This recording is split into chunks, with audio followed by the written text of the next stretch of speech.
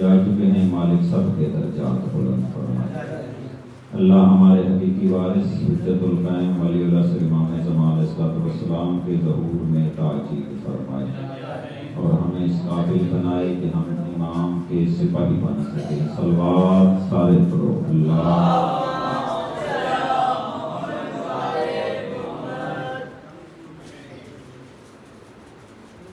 میں نے جناب کے سامنے سورہ احزاب کی ایک آیہ مبارکہ تلاوت کرنے کا شرف حاصل کیا۔ اس آیہ مبارکہ کو تلاوت کرنے کا سبب یہ ہوا سسر بھائی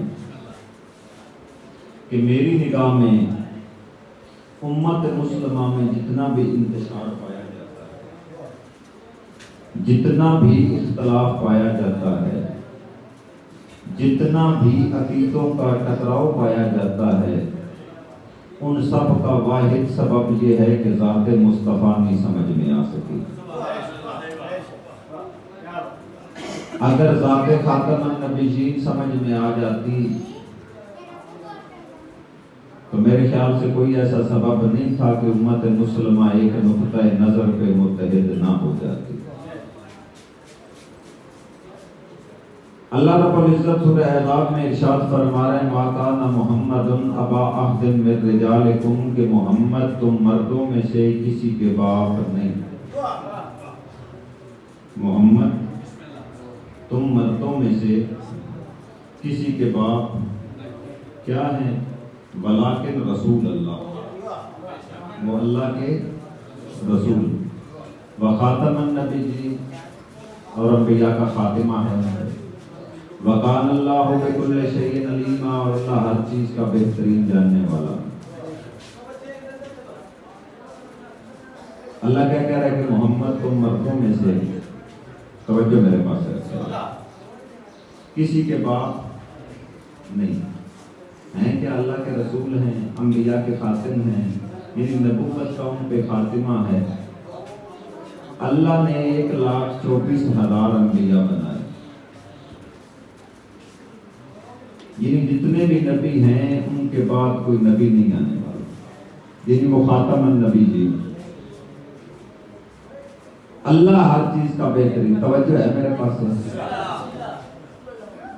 تھوڑا جا ماحول بناؤ یار کی ہم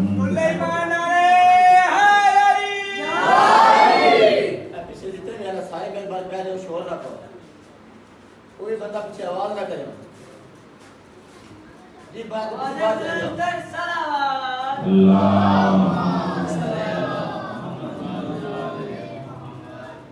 اللہ کہہ رہے ہیں کہ محمد تم مردوں میں سے کسی کا باپ نہیں۔ اب جو قرآن فہمی کا شوق رکھتے ہیں، سارے مومن ہیں، گھر میں قرآن ہے، آپ پڑھتے ہیں، گھر جا کے دیکھ لیجئے گا، جس صورت میں اللہ کہہ رہے ہیں نا کہ محمد تمہارا باپ نہیں، اس صورت میں کہہ رہے ہیں نبی اولیٰ بالمومنین من انفسہم وازواجہ امہاتہم کہ نبی مومنین کا مولا ہے اور نبی کی بیویاں تمہاری مائیں ہیں۔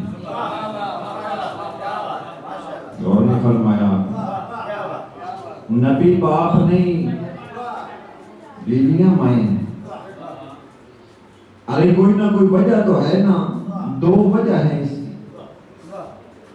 پہلی وجہ ہے کہ چونکہ بیویاں ہم جیسی ہیں اس لیے ہماری مائیں ہیں، مصطفیٰ نہ ہم جیسا ہے اس لیے ہمارا باپ نہیں۔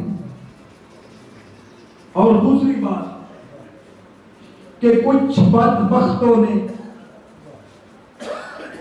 کچھ نااہلوں نے یہ پروگرام بنایا کہ پیغمبر جب دنیا سے چلے جائیں گے تو ہم پیغمبر کی بیویوں سے شادی کر لیں گے۔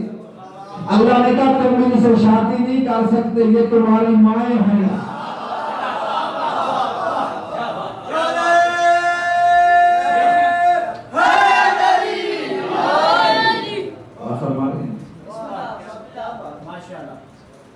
اللہ کیا کہہ رہا ہے کہ محمد تم مردوں میں سے کسی کے باپ نہیں۔ جو اللہ کہہ رہا ہے نا تم مردوں میں سے کسی کے باپ نہیں، پھر پھر وہ اللہ سورہ آل عمران میں کہہ رہا ہے فَقُلْ تَعَالُوا نَدْعُ أَبْنَاءَنَا وَأَبْنَاءَكُمْ وَنِسَاءَنَا وَنِسَاءَكُمْ وَأَنفُسَنَا وَأَنفُسَكُمْ ثُمَّ نَبْتَهِلْ فَنَجْعَلْ لَعْنَتَ اللَّهِ عَلَى الْكَاذِبِينَ. اللہ کہہ رہا ہے اپنے بیٹوں کو لے کے آ.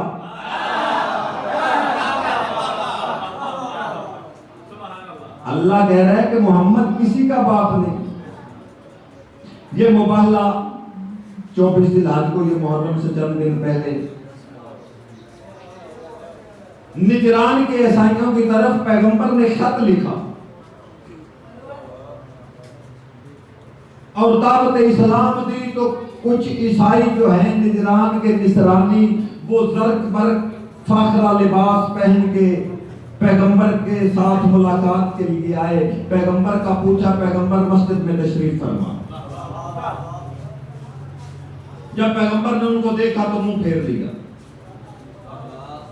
وہ بڑے حیران ہوئے کہ پہلے خط لکھ کے ہمیں بلایا، اب ملاقات نہیں کر سکے. اب جو بھی مشکل بنتی ہے وہ مشکل کشائی حل کرتا ہے. یہ بھی مشکل کشا نے حل کی. ان عیسائیوں کو بلایا اور فرمایا کہ یہ جو فاخرہ لباس پہنے ہوئے ہیں، یہ جو قیمتی لباس برق لباس پہنے ہوئے ہیں اتارو، سادے کپڑے پہنے، پھر مصطفیٰ ملاقات کریں. انہوں نے یہ اپنے کپڑے اتارے، سادے لباس پہنے اور پھر مسجد میں آئے. تو پیغمبر نے اپنے صحابہ سے کہا میرے مہمان ہیں، اٹھ کے استقبال کر. اب پیغمبر نے صحابہ سے کہا، انہوں نے اٹھ کے استقبال کیا. یہ بیٹھ گئے. پیغمبر نے تبلیغ شروع کی توحید، کیونکہ جو نبی بھی آیا ہے اس نے توحید سے کام شروع کیا. سب سے پہلے جو تبلیغ ہوئی وہ توحید. پیغمبر نے کہا کہ عیسیٰ اللہ کے بیٹے نہیں.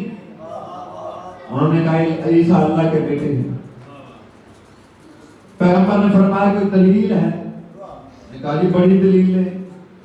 ایک بندے کے سر کے بال نہیں تھے، انہوں نے ہاتھ پھیرا، بال نکلا. بیمار کو وہ پھونک مارتے تھے، صحیح ہو جاتا. انہوں نے مٹی سے پرندہ بنایا، مردوں کو زندہ کیا کرتے تھے. وہ اللہ ہیں یا نہیں؟ اللہ کے بیٹے ہیں یا نہیں؟ وقالت الیہود عزیر ابن اللہ والمسیح عیسیٰ ابن اللہ. یہودی کہتے ہیں کہ عزیر اللہ کے بیٹے ہیں اور عیسائی کہتے ہیں کہ عیسیٰ اللہ. اور فرمانا نہیں، لفظ بڑا قیمتی ہے، ضائع نہ ہو جائے. پیغمبر نے کہا کہ عیسیٰ کے پاس یہ جتنی بھی کرامات ہیں وہ اللہ کی دی ہوئی ہے. عیسیٰ کے پاس جتنی بھی کرامات یہ جو تم گن رہے ہو یہ اللہ کی دی ہوئی ہیں. عیسیٰ اللہ کا بیٹا نہیں. قرآن کہہ رہا ہے قل هو اللہ احد، اللہ احد ہے، اللہ الصمد، اللہ بے نیاز ہے. لم یلد ولم یولد، نہ اس کا کوئی بیٹا ہے نہ وہ کسی کا بیٹا ہے. تو توجہ ہے، توحید بھی سن لیا. اللہ کسی کا بیٹا نہیں، نہ اس سے کوئی پیدا ہوا نہ وہ کسی سے پیدا ہوا. انہوں نے کہا جی حضرت مریم نے شادی نہیں کی اور حضرت عیسیٰ دنیا میں آ گئے، نبی بن گئے، اس لیے وہ اللہ کے بیٹے ہیں. پیغمبر نے فرمایا حضرت عیسیٰ کی مثال حضرت آدم جیسی ہے. آدم کا نہ ماں ہے نہ باپ ہے.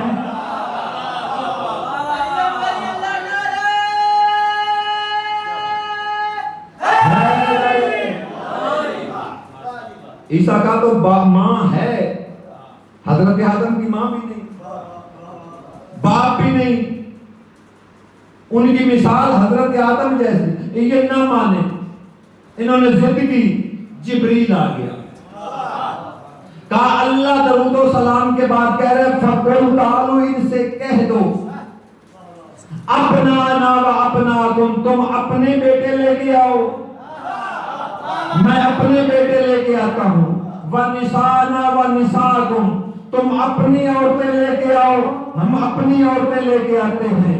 وَأَنفُسَنَا وَأَنفُسَكُمْ، تم اپنے نفوس لے کے آؤ، ہم اپنے نفوس لے کے آتے ہیں، پھر جھوٹوں پہ لعنت کریں گے۔ غور فرما رہے؟ ثم نبتہل فنجعل لعنت اللہ علی الکاذبین، جھوٹوں پہ مبالغہ کیا ہوتا ہے؟ مبالغہ کا مطلب ہے نفرین کرنا، ایک دوسرے پہ لعنت آنا، یا مبالغہ کا مطلب ہے بد دعا کرنا۔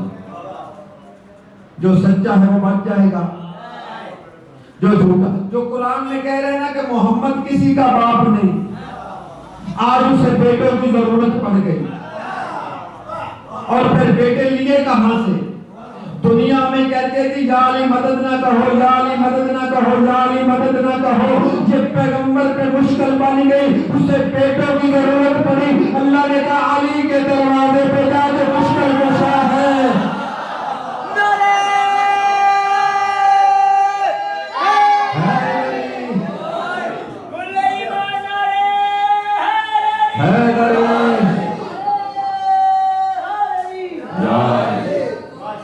اللہ نے کہا تجھے جس چیز کی ضرورت ہو، اب بیٹوں کی ضرورت علی کے گھر سے، انفسانہ نفوس کی ضرورت علی خود، نسانہ کی جگہ پہ سیدہ، غور فرمائیں، یعنی سارے رشتے صرف ایک گھر سے۔ علی کا کتنا پاکیزہ گھر ہے، غور نہیں فرمائیں۔ اب تمام علماء نے، شیعہ سنی نے یہ لکھا ہے کہ ابنا کی جگہ حسنین گئے، نساء کی جگہ سیدہ کے تشریف لے گئی، اور انفسانہ کی جگہ امیر المومنین گئے۔ جسٹس کرم علی شاہ صاحب پھیرے والے، انہوں نے ایک تفسیر لکھی، وہ لکھتے ہیں کہ علی نفس رسول بن کے نہیں گیا، علی داماد رسول بن کے گیا۔ ہمیں اس پہ بھی کوئی اعتراض کہ ٹھیک ہے، ہم یہ بھی مان لیتے ہیں کہ علی داماد رسول بن کے گئے ہیں۔ اگر علی داماد بن کے گئے ہیں تو اگر مصطفیٰ کی 4 بیٹیاں تھیں تو دوسرے دامادوں کو مصطفیٰ لے کے کیوں نہیں؟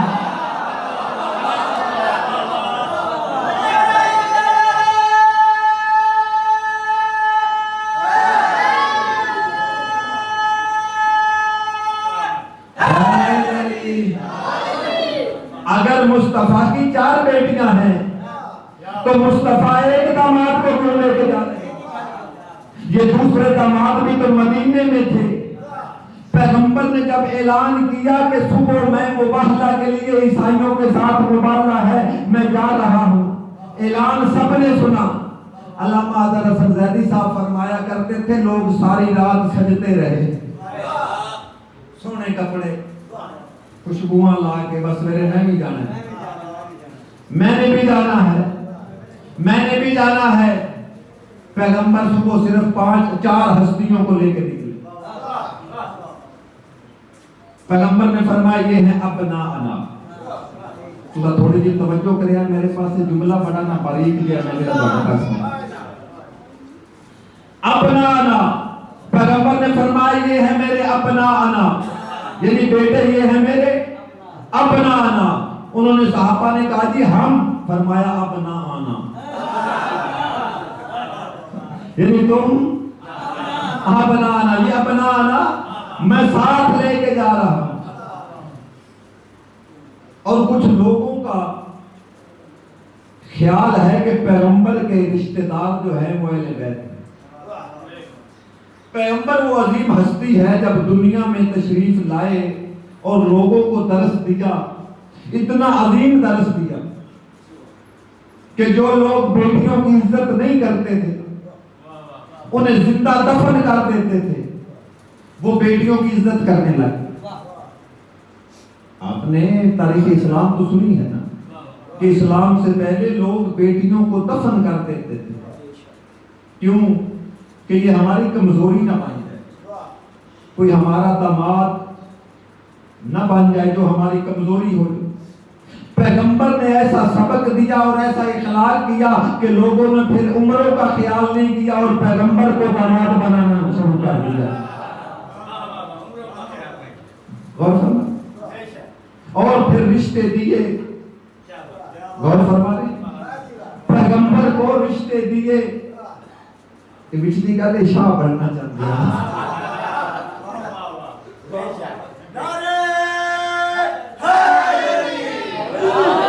یعنی ہم پہ بھی درود آئے گا، لیکن اللہ نے کہا میرا حبیب جا سیدہ کے گھر میں ایک اور گھر بنا کسا کا.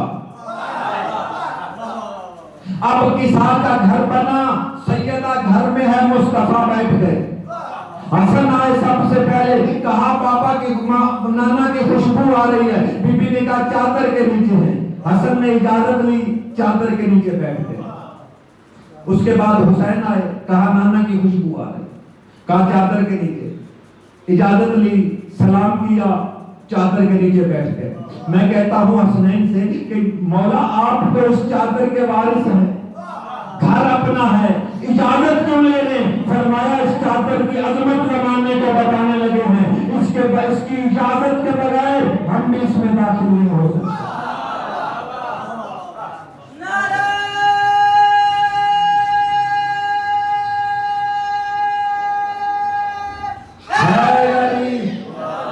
اس کے بعد علی آئے.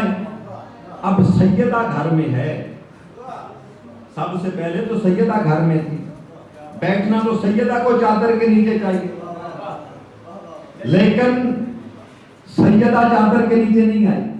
سب سے آخر میں سیدہ آئی. اب مصطفیٰ چاہتے ہیں کہ سیدہ کسی کا انتظار نہ کرے، ہم چاروں بیٹھ کے زہرا کا انتظار کریں. کتنی عظمت ہے اس موسم کی. میری شہرانی کی کتنی عظمت ہے کہ چار ہستیاں بیٹھ کے. اب سیدہ کا چادر کے نیچے آ گئی تو پیغمبر نے کہا اللہم ہؤلاء اہل بیتی، میرے اللہ یہ ہے میرے اہل بیت. یہ چاروں ہستیاں پانچوں چادر کے نیچے. اللہ نے کیا کہا؟ اللہم ہؤلاء اہل بیتی، یہ ہے میرے لحموں کا لامی، ان کا گوشت میرا گوشت، جسموں کا جسمی، ان کا خون میرا خون، ان کا جسم میرا جسم، دموں کا دمی، ان کا خون میرا خون.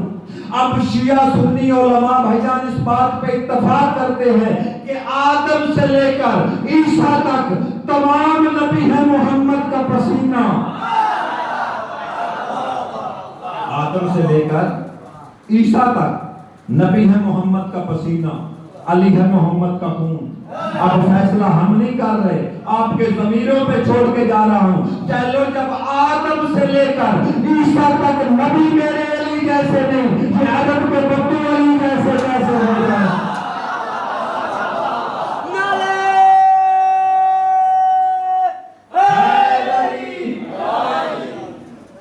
غور فرما رہے. اب یہ چادر کے نیچے بیٹھے ہیں اور سید الملائکہ کہہ رہے ہیں یا رب ومن هو تابع، یہ چادر کے نیچے کون ہے؟ یہ عام فرشتہ نہیں پوچھ رہا.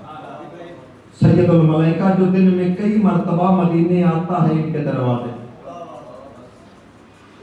کبھی چٹی پیسنے کے لیے آ جاتا ہے، کبھی پیغام لے کے آ جاتا ہے، کبھی درزی بن کے آ جاتا ہے. وہ پوچھ رہا ہے. جبریل کا یہ پوچھنا کہ پالنے والے چادر کے نیچے کون ہے، اس بات کی دلیل ہے کہ جب یہ پانچوں کمپلیٹ ہو گئے، یعنی مکمل ہو گئے، جبریل کو بھی پتہ نہیں چلا ان میں مصطفیٰ کون ہے، علی کون ہے، حسنین کون ہے، سیدہ کون ہے.